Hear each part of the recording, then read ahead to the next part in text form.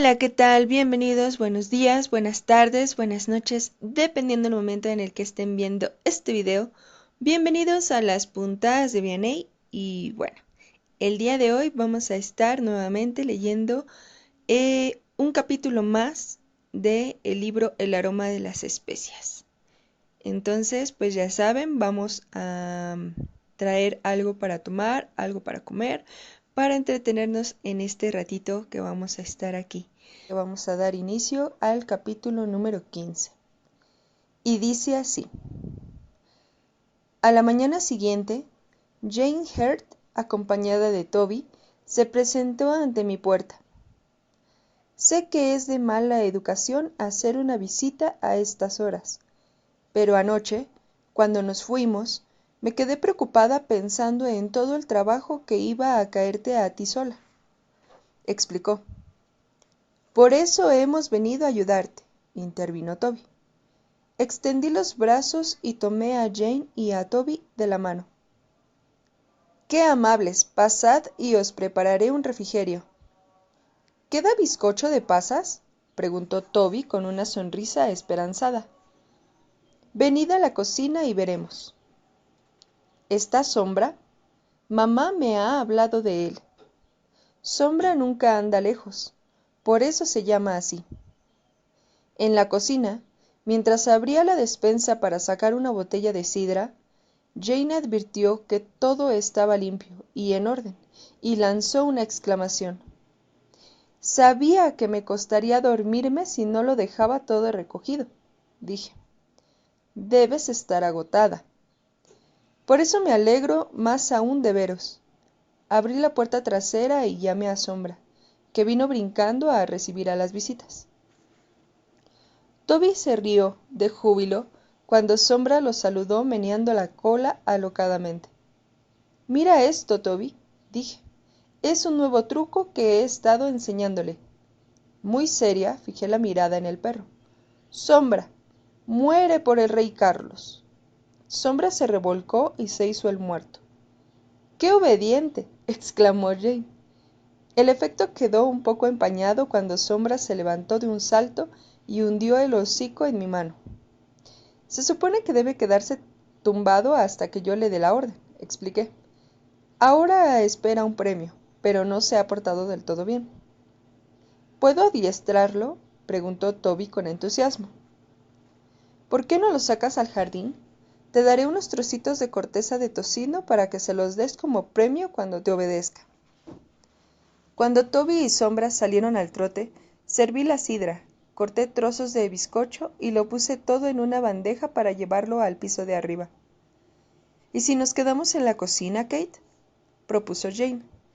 Aquí estaremos muy a gusto y tranquilas. Además, lanzó una mirada hacia la puerta abierta.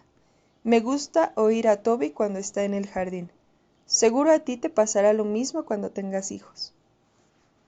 Debió advertir un cambio en mi expresión, porque alargó el brazo y me dio la mano.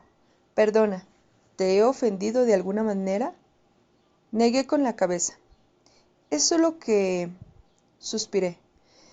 Ayer pensé que quizás estaba embarazada, y anoche mis esperanzas se desvanecieron.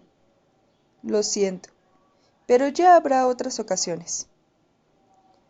Robert, titubeé, pero no vi más que bondad en los ojos grises de Jane. Robert no quiere tener hijos, al menos de momento. Como sus padres están en la cárcel, ahorramos hasta el último penique para saldar sus deudas. Hasta que lo consigamos, Robert no quiere otra boca que alimentar. Pero podrían pasar años. Ya lo sé. Jane me dio un apretón en la mano. Los designios del Señor son inescrutables, y sus planes para ti pueden ser distintos de los de tu marido. Rezo por eso, confesé. La conversación se desvió hacia otros temas. Mis ideas para el jardín, la nueva hilera de casas que estaban construyendo enfrente, la inminente visita de Jane a una tía en el campo, y la continuada dificultad de encontrar una buena niñera para Toby. Tan absortas estábamos en nuestra conversación que sólo cuando Toby entró caímos en la cuenta de que pasaba ya del mediodía, y Jane, pese a las protestas de Toby, anunció que debían marcharse. Por favor, venid a visitarme otro día, rogué. Ven tú a vernos a la casa del perfume cuando volvamos del campo, propuso Jane. Estaba a punto de llenar una canasta de comida para llevar a mis suegros cuando llamaron a la puerta. Tras secarme las manos en el delantal, subí a toda prisa. Al abrir la puerta, vi a 3 de los trabajadores de la obra de al lado. 2 llevaban picos y el otro una pala. Soy Dick Lewis, se presentó uno de ellos, quitándose el maltrecho sombrero y guiñando el ojo a sus compañeros. ¿Habéis venido a ver el sótano?, pregunté. El antiguo pozo negro se ha desbordado. Esto huele peor que el patio de una tenería. Enseñémosle el ratón al gato, pues, dijo Dick con una alegre sonrisa. Y como veo que estaré un buen rato ocupado allá abajo, tal vez tengáis a bien darnos algo con lo que remojar el gaznate, señora. Con tanto excavar en un sótano, vamos a sudar la gota gorda. En silencio los acompañé hasta la puerta del sótano, y descendieron por la escalera hacia la pestilente penumbra. Fui a buscar 3 jarras y las dejé en lo alto de la escalera. Encontraréis un barril de cerveza en el estante. Espero que esta noche quede suficiente para la cena de mi marido. ¿Tenéis un farolillo, señora? Esto está como las fosas del Hades. Pasé el resto de la tarde en la cocina, cociendo enaguas, mientras oía las acometidas de los picos y el roce de la pala en el suelo del sótano. A cada golpe de pico se propagaban por la casa tales vibraciones que los platos traqueteaban en la alacena. Por fin los hombres salieron, y chorreando inmundicia de sus botas, se quedaron allí plantados en la cocina. El hedor era tal que me entraron arcadas. Bueno, señora, hemos acabado por hoy, anunció Dick Lewis. La carreta de excrementos llegó poco después, y los poseros subieron y bajaron por la escalera con sus cubos, sin dejar de quejarse de los calores de agosto. Por magnífica que sea esta casa nueva, comentó uno de los hombres, debería haber una verja en el jardín, señora, para que pudiéramos entrar por la puerta de la cocina y ahorrarnos subir y bajar 2 tramos de escaleras. Esto es todo escaleras. Se enjugó la frente sudorosa con el antebrazo. Tened cuidado, por favor. Me estremecí al ver que las aguas negras se agitaban en el fétido cubo, se derramaban y corrían escaleras abajo. Por alguna razón, el hecho de que los desechos no fueran nuestros empeoraba aún más las cosas. Durante toda la tarde se oyeron incesantes portazos y ruidosas pisadas escaleras arriba y abajo. Sombra no vio con buenos ojos que aquellos desconocidos invadieran su casa, y para que dejara de lanzarles dentalladas a los tobillos, tuve que encerrarlo en el jardín, donde se quedó ladrando. El hedor era insoportable, y pese a que abrí las ventanas, lo impregnó todo. Incapaz de seguir viendo aquello, me retiré al salón para abrillantar el revestimiento de madera. Irritada, restregué el roble, pero ni siquiera en el aroma de lavanda y cera de abeja encontré alivio. Protestando entre dientes, froté vigorosamente para que la cera penetrara en el poro, pero de pronto, consternada, me interrumpí. En un rincón de la estancia había aparecido una grieta, de anchura suficiente para meter un dedo. En ese momento uno de los hombres aporreó la puerta del salón. «Listo, señora, tenéis aquí la factura». Tendió el brazo. En la mano mugrienta sostenía un papel sucio. «Debéis presentar la factura al señor Hackett». El hombre se echó atrás el sombrero. «No sé nada de eso». «En cualquier caso», dije con el rostro encendido, «en este momento no tengo medios para pagaros». Se chupeteó los dientes. «Entonces, ¿qué hago? ¿Vuelvo a entrarle todo?» «Ni se os ocurra». Ladeó la cabeza y enarcó una ceja. De buena gana lo habría abofeteado por su impertinencia. Cuadré los hombros. Dejadme la factura, y yo misma se la entregaré al señor Hackett para que se haga cargo del pago. Volveré mañana por la tarde, sonrió, y los restos de sus dientes ennegrecidos quedaron a la vista entre sus labios. Sería una lástima que la carreta de excrementos volcara delante de vuestra escalinata, ¿no creéis? Dicho esto, se marchó. Un rato después, mientras yo recalentaba el resto de la empanada en la cocina, Robert llegó del trabajo. La casa apesta, se quejó, y se llevó la mano a la nariz. Los hombres del señor Hackett han estado aquí toda la tarde, excavando en el sótano, y luego ha venido la carreta de excrementos. Huele tan mal que me he sacado 2 sillas y la mesa pequeña al jardín para que cenemos fuera. Los albañiles habían dado por concluida la jornada, y el jardín volvía a estar en silencio. El sol oblicuo entraba por encima de la tapia, y vi que parte de la tensión desaparecía del rostro de Robert mientras cenaba. «Tengo grandes planes para el jardín, Robert», dije. «¿No imaginas en aquel rincón un manzano, o un ciruelo si lo prefieres? ¿Y madreselva trepando por las paredes?» «Pasé muchas horas felices en el jardín de Lombard Street», comentó Robert con un suspiro. «Cuesta imaginar que todo eso ha desaparecido». Me disponía a animarlo para que abandonara esos pensamientos melancólicos cuando sonaron unos albadonazos. Robert frunció el entrecejo. «¿Esperas visita?» Negué con la cabeza y subí apresuradamente, a la vez que la aldaba volvía a sonar. Esta vez con mayor insistencia. Con cierta dificultad abrí la puerta, porque el pasador se atascaba inexplicablemente, y para mi sorpresa encontré allí a Elias Maundrell. «¿Está Finche?» Sin esperar respuesta se apresuró a cruzar el umbral. «Tengo que hablar con él urgentemente. Ve a buscar a tu señor enseguida, si no te importa». Molesta, caí en la cuenta de que, por el hecho de haber acudido a abrir la puerta, me había tomado por la criada. «Mi marido está cenando», respondí, plantándome firmemente ante él. «Aún así, tengo que hablar con él ahora mismo». Arrugó la nariz y se examinó las suelas de los zapatos. Abrí la puerta del salón. «Le diré que estáis aquí». Con un suspiro el señor Maundrell entró al salón y empezó a pasearse de un lado a otro.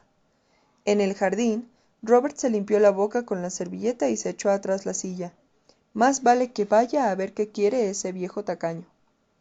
Poco después oí una acalorada discusión y subí sigilosamente por la escalera para escuchar. «Finche, insisto en que habléis con Hackett. Debéis apelar a él antes de que sea demasiado tarde. No oséis decirme qué debo o no debo hacer». Por la puerta entornada del salón alcancé a ver a Elias Maundrell agarrar a Robert por el cuello. «Os digo que esos ladrillos son peligrosos». «Y yo os digo que os marchéis de esta casa». Robert obligó a Maundrell a apartar la mano y se dirigió hacia la puerta de entrada. Precipitadamente retrocedí escalera abajo, mientras sus secas pisadas cruzaban el vestíbulo. «Recordad lo que os digo, Finche». La voz iracunda de Maundrell reverberó en el vestíbulo. «Nunca tendréis la conciencia tranquila si...» Robert cerró de un violento portazo, y la casa tembló hasta los mismísimos cimientos. Mientras esperaba a que Robert volviera a bajar, me pregunté qué había ocurrido entre los dos hombres. Al cabo de un rato fui a buscarlo. Lo encontré en el salón, mirando por la ventana. «¿Qué quería Maundrell?» «Nada que te atañe». Se lo notaba. Busqué la palabra desesperado. «Es puro resentimiento, porque el señor Hackett no quiso comprar sus ladrillos y lo echó con cajas destempladas. Ese viejo necio». ¿Qué quería decir con eso de que los ladrillos son peligrosos? Rojo de ira, se volvió repentinamente hacia mí. ¿Has estado escuchando mi conversación privada? Estabais gritando. Te lo advierto, Kate. Dio una fuerte palmada en la pared. Si sabes lo que te conviene, ni te atrevas a darme lecciones sobre algo de lo que no sabes nada. Involuntariamente di un paso atrás, asustada por la cólera que se traslució a su rostro. Sin mediar palabra busqué refugio en la cocina. A la mañana siguiente, Robert se marchó al trabajo sin despedirse. Con los labios apretados llené mi canasta y fui a buscar a mis suegros. Mientras atravesaba la ciudad, observé que eran ya muchas más las casas terminadas. Había calles adoquinadas aquí y allá, y empezaba a posarse el polvo que desde hacía 2 años arrastraba el viento sobre ese páramo yermo. El chacoloteo de los cascos de los caballos, los chirridos del tráfico rodando sobre el empedrado y las voces de alguno que otro afilador o vendedor ambulante me arrancaron una sonrisa.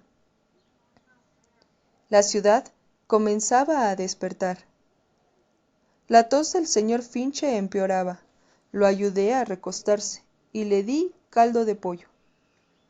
La señora Finch me observaba con una expresión interrogativa en los ojos, angustiados, mientras yo mantenía viva la conversación. Supongo que en una casa recién construida siempre surge algún problema, comenté. El yeso aún no se ha secado del todo, y doy gracias por las buenas temperaturas, porque si no, seguro que la ropa se enmohecería, suspiré. Al principio me preocupaba que la casa oliera tanto a humedad como una cripta, pero ahora apesta a estercolero. Menos mal que no se ha desbordado en otoño, comentó la señora Finch. Se te habrían estropeado todas las conservas y las carnes ahumadas. La señora Finch limpió el caldo que resbalaba por el mentón de su marido. John, ¿quieres probar un poco de ese pan que ha traído Kate? Puedo remojarlo en el caldo para reblandecerlo. Muy cansado, susurró y cerró los ojos. Te dejaremos dormir un rato, dijo ella. Agarradas del brazo nos paseamos por el patio. Kate, estoy preocupada por John. Se enjugó una lágrima con el borde del delantal. Aunque nos dejen marchar de aquí, dudo que John recupere la salud. Ay, Kate, ¿qué será de nosotros? Impotente le di unas palmadas en la espalda mientras lloraba en mi hombro. Hacemos todo lo que podemos para liquidar vuestras deudas. La señora Finch dejó escapar un suspiro. Eres buena chica, Kate.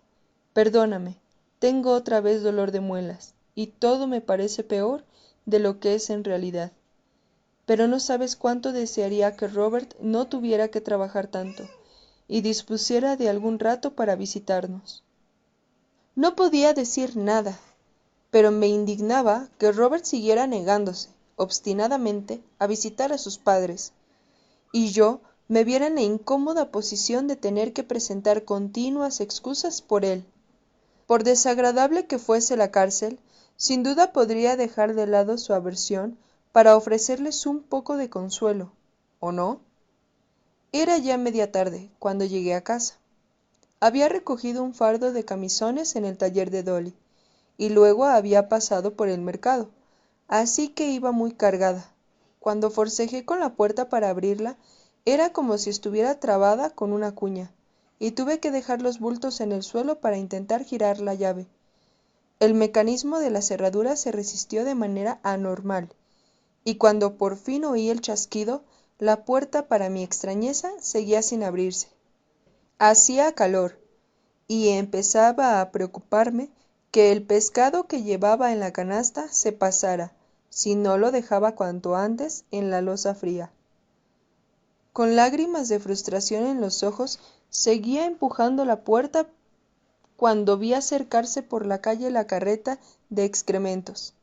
Se detuvo frente a la casa en medio de una nube de polvo, y el carreto saltó a la tierra y se aproximó a mí. He venido a por mi dinero, señora.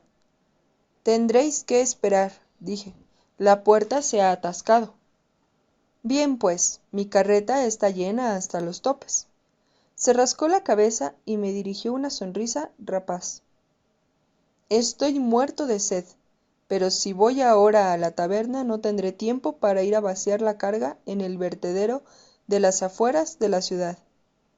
Aunque claro, si me pagáis lo que me debéis, con mucho gusto. ¿Cómo voy a pagaros?, dije malhumorada. El dinero está adentro y no puedo abrir. Di un puntapié a la puerta, pero no se dio, y dejé escapar un gañido al sentir una punzada de dolor en el dedo del pie. No os quedéis ahí parado, dije entre dientes, a ver si podéis abrir. Servicialmente apoyó el fornido hombro en la puerta y empujó. No lo consiguió. Por amor de Dios, voy a buscar a los albañiles de la obra de al lado. Bajé por la escalinata y me encaminé hacia el solar en construcción. Oí un agudo silbido procedente del andamio situado encima de mí, y a continuación estridentes carcajadas. Con pose altiva me abrí paso entre los montículos de arena y los ladrillos, hacia Dick Lewis, que estaba mezclando cemento. Se ha atascado la puerta de mi casa, dije. Dick apoyó en la pala sus recintos antebrazos tostados por el sol. ¿Seréis tan amable de abrírmela? No me quedó más remedio que dirigirle una sonrisa encantadora. Me guiñó el ojo. ¿Tratándose de vos, señora? Me siguió hasta la casa, y entre él y el posero trataron en vano de abrir la puerta a empujones. Otros 3 albañiles trajeron una viga, y con grandes gruñidos aunaron fuerzas y utilizaron la viga a modo de ariete. Después de varios intentos, la puerta se astilló y finalmente se abrió. ¿Por qué se habrá atascado tanto?, pregunté. No ha llovido, así que la madera no puede haberse hinchado. Dick Lewis deslizó la mano por la puerta dañada e inspeccionó el marco. A veces las casas nuevas tardan un tiempo en asentarse, comentó. Mandaré a mi peón con el cepillo para que rebaje la puerta y le dé una mano de pintura. Dejemos eso ahora, dijo el posero, y se cuadró ante mí. ¿Dónde está mi dinero? Sin mediar palabra fui a buscar las monedas que Robert me había entregado a la noche anterior. Confiaba en que Hackett le reembolsara la suma, o la semana siguiente no tendríamos dinero para los gastos de la casa. Después, cuando ya todos se habían ido, descubrí grietas nuevas en las paredes del vestíbulo, desde el techo hasta el suelo. Capítulo número 16. Septiembre de 1668. El 2 de septiembre se convocó un día de ayuno en recuerdo del gran incendio. Robert y yo recorrimos Lombard Street, de camino a una ceremonia conmemorativa en Todos los Santos. Apretó los dientes cuando pasamos por delante del solar, arrasado, donde antes se alzaba la casa de los Finch. Hackett aún no había empezado a construir allí, pero habían retirado los escombros. Sentados en silencio, en Todos los Santos, los dos recordamos los horrendos días del incendio, ocurrido hacía ya 2 años, cuando nuestras vidas cambiaron tan drásticamente. Luego volvimos a casa y nos fuimos a dormir sin cenar. Robert me dio otra vez la espalda. Sintiéndome sola, despierta en la oscuridad, me reprendí por no ser feliz, cuando tenía un marido y la casa con la que había soñado durante años. Al día siguiente, en un intento de sacudirme ese estado de melancolía, fui a ver a Jane Eyre. Nos habíamos reunido varias veces en el último mes, y yo esperaba ya con ilusión su compañía. Cuando llamé, abrió Jacob Samuels. La señora está en el jardín, dijo, y alzó la mirada para observarme con sus penetrantes ojos negros. Advertí que llevaba un pañuelo orlado de encaje que despedía un perfume almizclado y misterioso. Fue para mí una desilusión no ver ni rastro del señor Eyre, pero oí el sonido cadencioso de su flauta, detrás de la puerta cerrada del salón del perfume. Mientras atravesaba la casa, tras los pasos de Jacob, esbocé una sonrisa para mí, cuando vi que calzaba zapatos de tacón alto con recargadas hebillas de plata. Pese a ser jorobado, tenía una pizca de vanidad. Jacob abrió una puerta que daba al jardín y me indicó que pasara. Seguid el sendero entre la lavanda, dijo, hasta llegar a la fuente.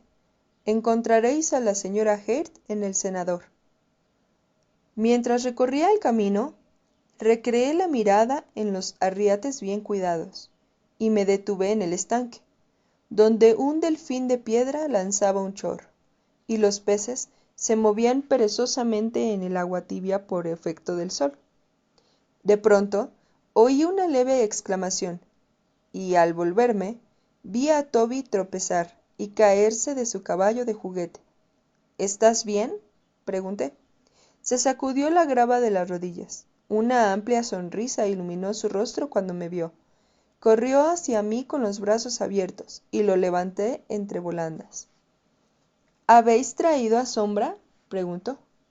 Hoy no, cielo, pero tengo esto para ti. Retiré el paño que cubría la canasta, y le enseñé los relucientes panecillos de azafrán que contenían. Dejó escapar un suspiro de satisfacción, y en ese momento oímos unos pasos, y apareció Jane. Lo mimas demasiado, Kate, dijo, y dirigió una sonrisa afectuosa a su hijo. ¿Puedo comerlos ahora, mamá? Ven a sentarte en el banco con nosotras, y allí podrás comerte uno. Las hojas de los árboles iban adquiriendo una coloración rojiza a medida que el verano tocaba a su fin, y daba paso al otoño. Resultaba muy agradable sentarse bajo el cenador recubierto de madreselva. Para deleite de Toby, se acercó un petirrojo a picotear las migas del panecillo. Jane limpió a Toby la boca con su pañuelo. Ahora vete a jugar, mientras yo charlo con la señora Finch. ¿Cómo te envidio por ese hijo que tienes, Jane? Suspiré, viendo alejarse a Toby al trote para irse a jugar. ¿Aún no tienes noticias interesantes, pues? Negué con la cabeza. Tampoco cabía esperanzas si Robert seguía dándome la espalda noche tras noche. No te desanimes, Kate. Robert debe estar muerto de preocupación por sus padres, y seguro que a su debido tiempo todo se arreglará. ¿Tú crees? Contuve un sollozo. Robert apenas me habla. No hemos discutido, pero vuelve a casa. Cena frugalmente y se retira temprano a la cama. Por la noche lo oigo pasearse por la casa, pero no me cuenta los motivos de su inquietud. Los maridos rara vez hablan de sus preocupaciones. Vacilé.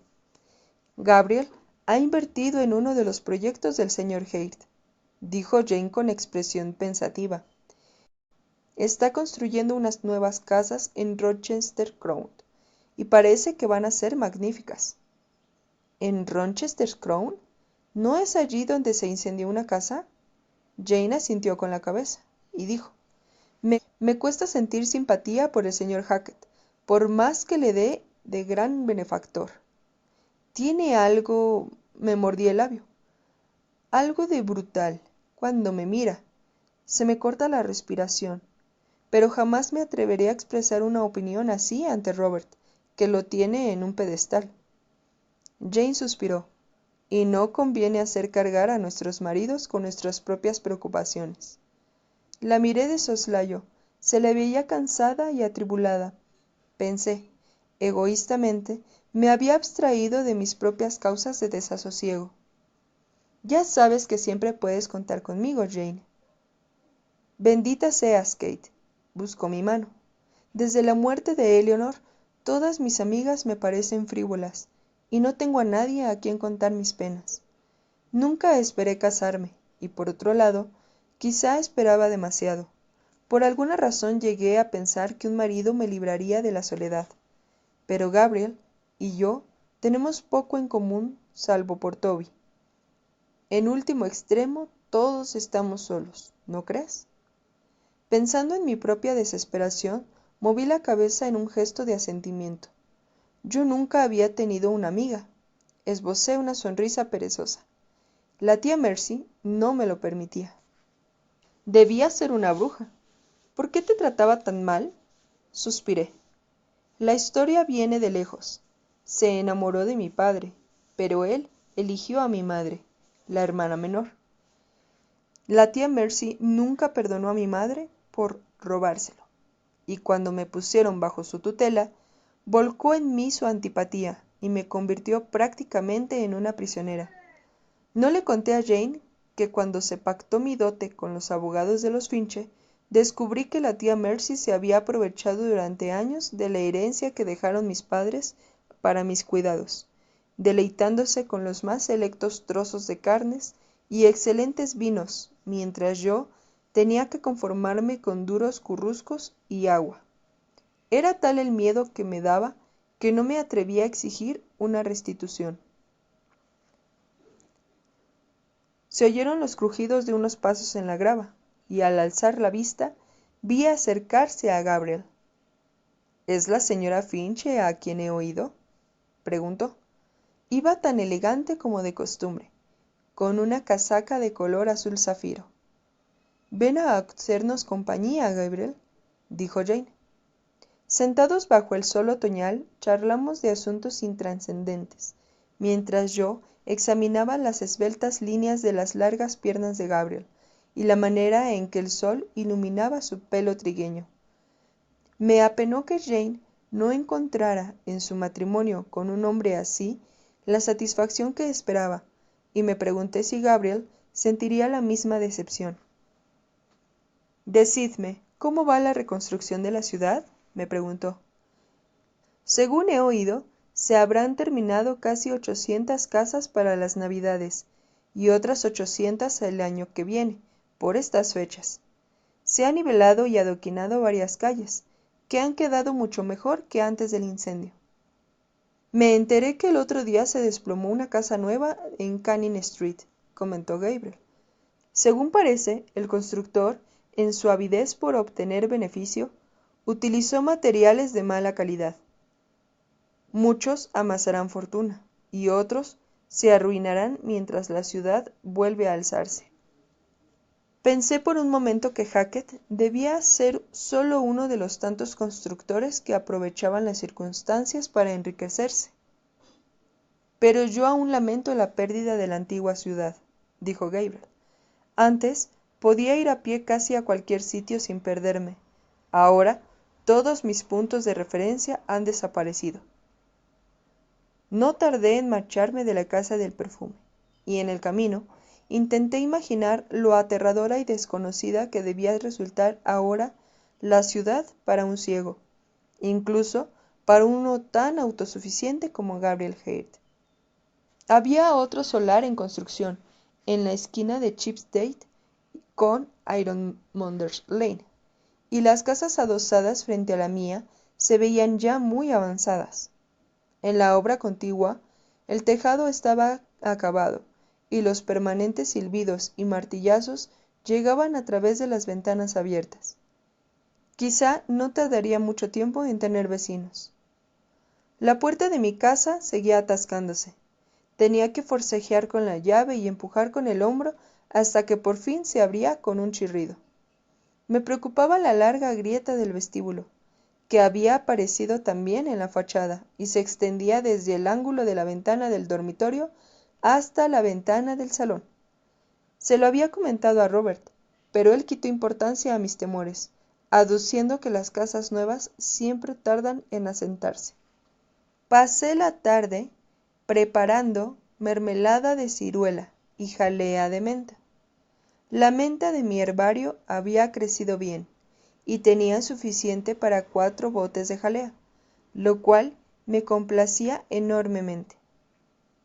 Después salí a regar el rosal que había plantado junto a la tapia. Me había ocasionado un gran esfuerzo despejar el suelo, pero estaba segura de que, para el verano siguiente, brotarían mis primeras flores. Sonreí al recordar el horror de Robert cuando una noche salí a la calle con un cubo para recoger bosta, de caballo. Había aprendido del jardinero de la tía Mercy lo bueno que era la bosta de caballo para las rosas.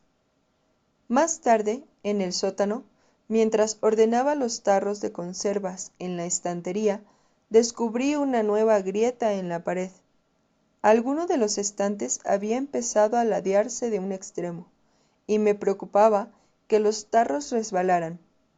Maldije esa nueva muestra de la chapucería de los constructores. Oí cerrarse la puerta de la calle, y me precipité a la cocina, para ver cómo seguían los pichones que se asaban en el fuego. Pero no encontré allí a Robert. Estaba en la alcoba, tumbado boca arriba en la cama con las dos manos entrelazadas detrás de la cabeza. Me sorprendió su aspecto cansado y gris. ¿Estás enfermo?, pregunté, a la vez que le tocaba la frente con el dorso de la mano. Sin pronunciar palabra negó con la cabeza. La cena estará lista enseguida. No tengo apetito, masculló. Pero tienes que comer. No me agobies, Kate. Volvió la cabeza.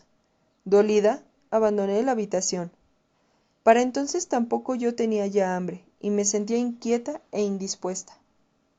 Llamé a Sombra, y salimos a dar un paseo. Los pies me llevaron hacia el río, y sin darme cuenta, seguí mi antigua ruta por delante de la torre y el edificio de aduanas incendiado. Resoplaba una brisa fría procedente del río, y apreté el paso para no enfriarme. Sombra trotaba a mi lado, meneando la cola.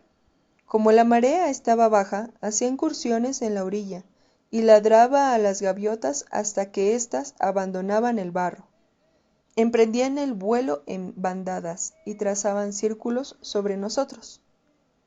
Para cuando llegué a casa, el sol se había puesto, pero no había ninguna vela encendida. Robert se había desvestido, había dejado la ropa tirada en el suelo, y se había metido entre las sábanas. Me desnudé y me deslicé en la cama a su lado. No tardé en darme cuenta de que fingía dormir. Era evidente que no quería hablar conmigo. Abatida, di vueltas y más vueltas, intentando entender las causas de mi fracaso en el empeño de ser una buena esposa, pero al final sucumbí a un sueño inquieto. Y bueno, hasta aquí llegamos con el capítulo de hoy. Espero que les esté gustando, que los haya entretenido, que hayamos bordado un ratito o la actividad que habían estado haciendo, que espero que la hayan concluido conmigo. Y pues bueno, si es así, les gustó, ya saben, regálenme un like, suscríbanse si no están suscritos, ya saben, denle clic en la campanita en todas para que YouTube les avise cada que yo cada que yo suba un nuevo video. Y pues bueno, ya saben, cuidémonos mucho, bordemos aún más y hasta el próximo video. Bye.